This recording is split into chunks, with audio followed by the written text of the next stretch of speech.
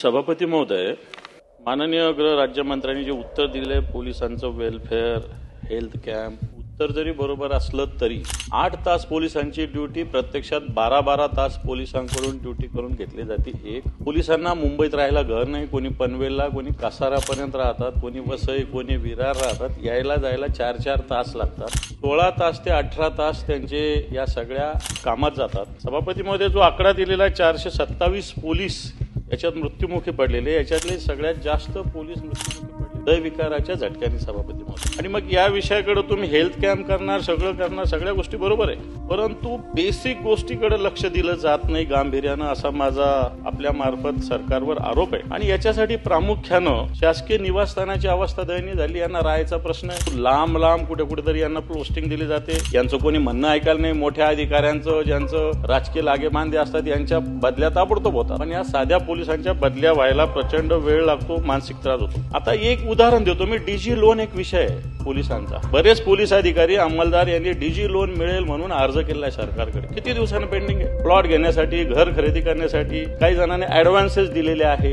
काही जणांना खरेदीचे व्यवहार केलेले, आता हे मागच्या काही दिवसांनी मिळतच नाही आहे। आणि मग पोलीस या सगळ्याच्यात पगार तरी किती आहे त्यांचा, आणि मग सगळ्या याच्यात त्यांना घराची अडचण, येण्या जाण्याची अडचण, 12 तास ड्युटी, हे सगळे विषय। याला तुम्ही व्यायामशाळा, व्यायाम करायला जाणार कधी ते, योगा करायला जाणार कधी ते, वेळच नाही त्यांना। पोलिसांना काय वेळ? आणि हे असं असताना मग बाकीच्या आमच्या सगळ्यांच्या सिक्युरिटीला 1, 2, 10 सगळे पोलीस सगळीकडे लावले। माननीय मुख्यमंत्र्यांनी मागच्या काळात काही सिक्युरिटी कमी केली, मी त्यांचं अभिनंदन करतो, परंतु या सगळ्या याच्यामध्ये बेसिक हा पोलीस घटक आहे। तर आता माननीय मंत्री महोदयांनी सांगितलं की आम्ही भरती केली, पण लागतात किती इथं? या मुंबईमध्ये 51,000च्या वर पोलिसांची आवश्यकता आहे, आणि म्हणून एक मानसिक ताण खऱ्या अर्थानं त्यांच्यावर येतो। आणि याच्यासाठी येणाऱ्या काळात, आता माझा डीजी लोनचा मुद्दा आहे, घराचा मुद्दा आहे, 8 तासाच्या ड्युटीचा मुद्दा आहे, याच्याविषयी सरकार येणाऱ्या काळात कडक पाऊल, कारण हा पोलीस हा अतिशय महत्वाचा घटक आहे आपल्या समाजातला, आणि याच्याकडे लक्ष देण्यासाठी मला वाटतं अधिकाऱ्यांकडे जसं लक्ष देतो तसंच साध्या पोलिसांकडे सुद्धा लक्ष दिलं जावं, त्याच्यासाठी सरकार पावलं उचलणार।